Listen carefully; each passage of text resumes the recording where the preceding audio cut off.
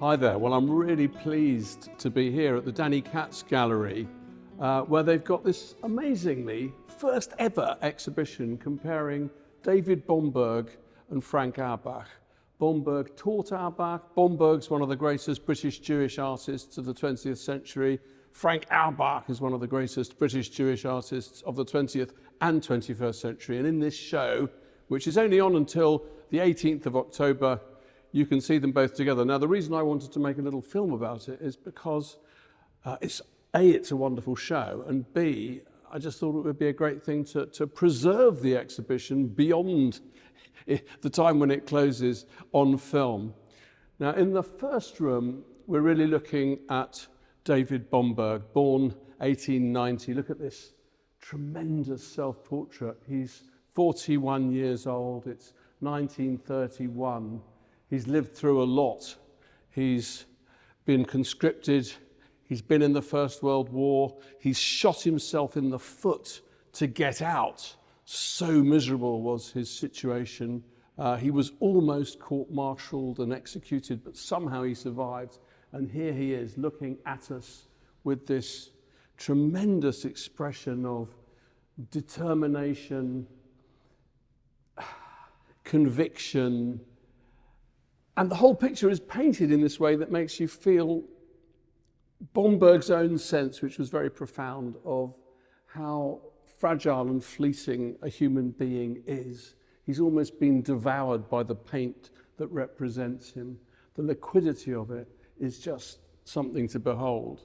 And over there in the far corner, we've got a wonderful example of Bomberg's work from the very start of his career as a young man, a young Jewish boy from the East End of London. There he is painting this image of the dancer in the language of vorticism, which shows that he's aware of what's going on in France and in Italy, futurism, cubism, Picasso, this sort of fractured language of form.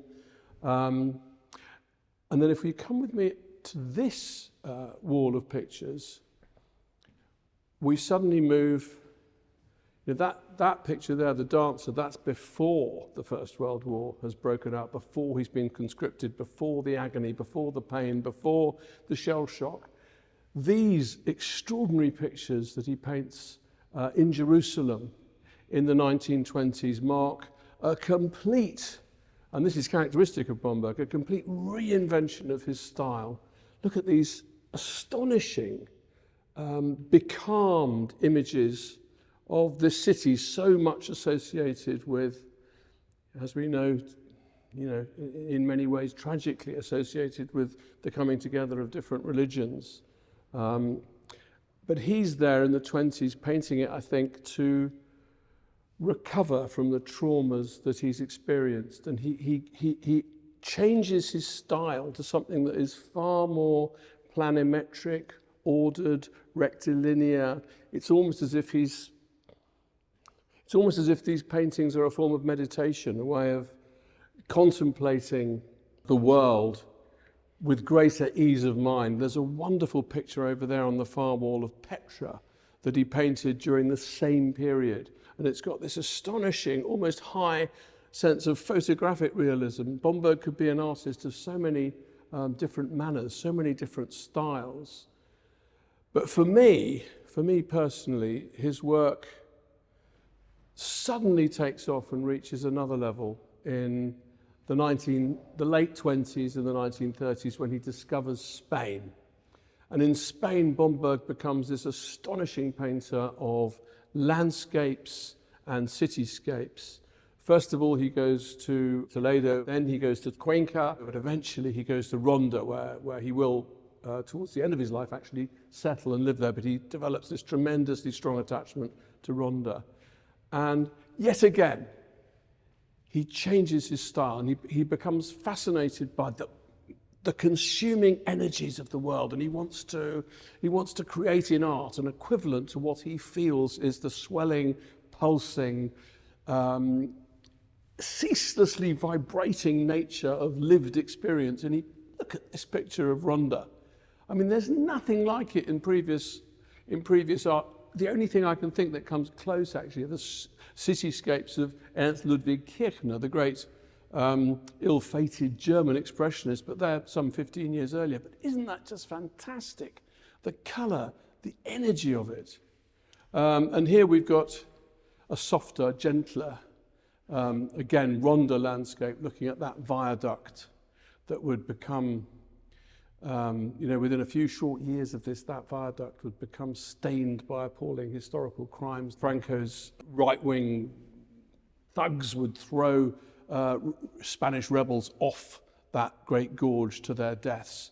But this is before that. Afterwards, Bomberg will paint that with that sense of tragedy, that sense of history. But here, it's all exuberance. It's all about the beauty of the landscape. And that, I think what he's great at in pictures like this is capturing the way in which the sun almost heats up this Spanish landscape and then releases the glow of that heat. And you can almost feel the heat coming off that painting. I mean, that's really, those are, I think I've talked about my favourite Bomberg pictures in the first room. But in the second room, it was in the 50s and the 60s in London that Bomberg and Auerbach first came together. Bomberg became Auerbach's teacher, and the second room of the show takes up, I'd call it influence, but it's deeper than that. What it shows is the extent to which Auerbach almost internalized Bomberg's ideas about nature, about representation, about the self, and brought them deeply into his own work.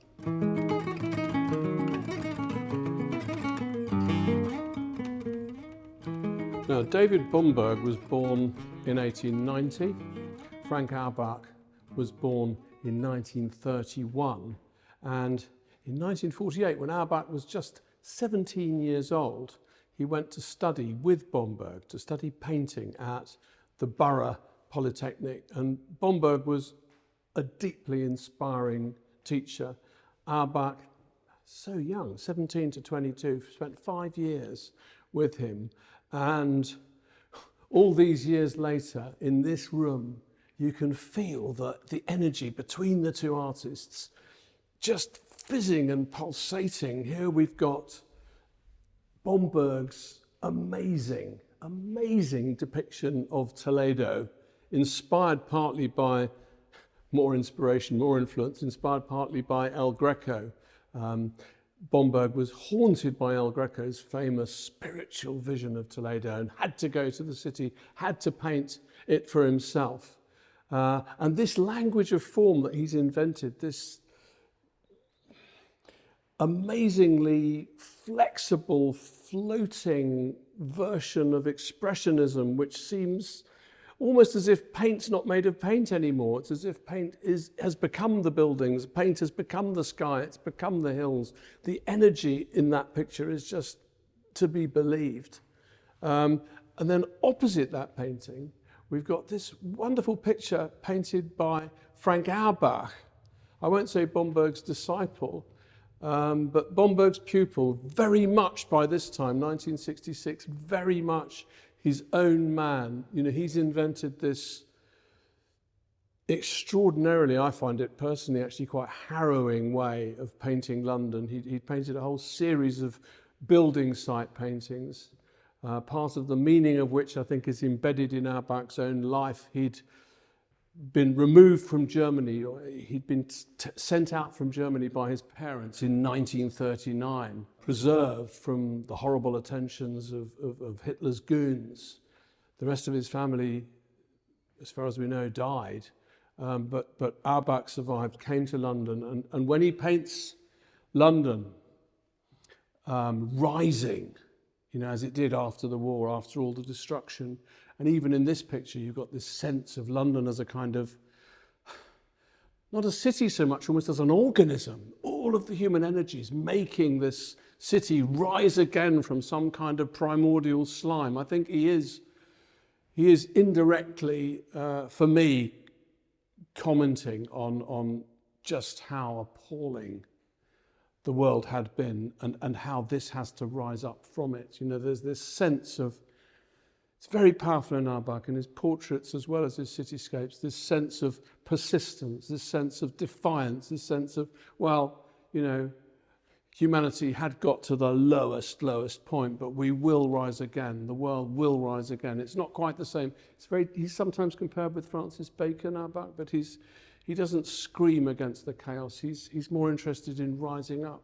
And I think he gets that from Bomberg, because Bomberg had experienced the horrors of a different war. So they really have a lot in common. And when Bomberg, you can see that there's another room, one last room, which has got some drawings in it, mostly by Bomberg, but a little bit by Auerbach, 2 Auerbachs and 4 Bomberg drawings. And Bomberg, for me, is one of the 3 or 4 greatest draftsmen of all world art in the 20th century. I mean, his Blitz drawings of London are among the greatest drawings ever made by any artist at any time. And you can feel the energies. Again, in Bomberg, Bomberg is depicting the city of London during the Blitz and the city of London not being destroyed by German bombs. And although we haven't got a City of London drawing in there, you've got drawings that convey that sense of energy and exuberance. And I think that's something that these artists have got in common, a kind of profound, dogged, despite everything, despite war, optimism. And there's a wonderful other example of it here in an Auerbach landscape. I mean, all Auerbach's landscapes are very London-based. This is a Primrose Hill landscape. And again, I don't know if you can see it, if it comes through on the camera, I hope it does, but you can feel, I think, the way in which Auerbach's use of paint, Auerbach's language of paint, Auerbach's graphic language, because this is a drawing as well as a painting, it's drawing in pigment, has got that same certain something that you find in Bomberg, that energy, that sense of, Bomberg called it the spirit in the mass, which is a wonderful phrase. And I think, there's another artist who's from North London who had something of it also, which is Constable, who interestingly, both Auerbach and Bomberg evidently hugely admire. So there's a kind of romanticism at play here, as well as a kind of determination and a doggedness and a desire to express the joy of life in defiance of war and misery and unhappiness and all those things that come to bring us down.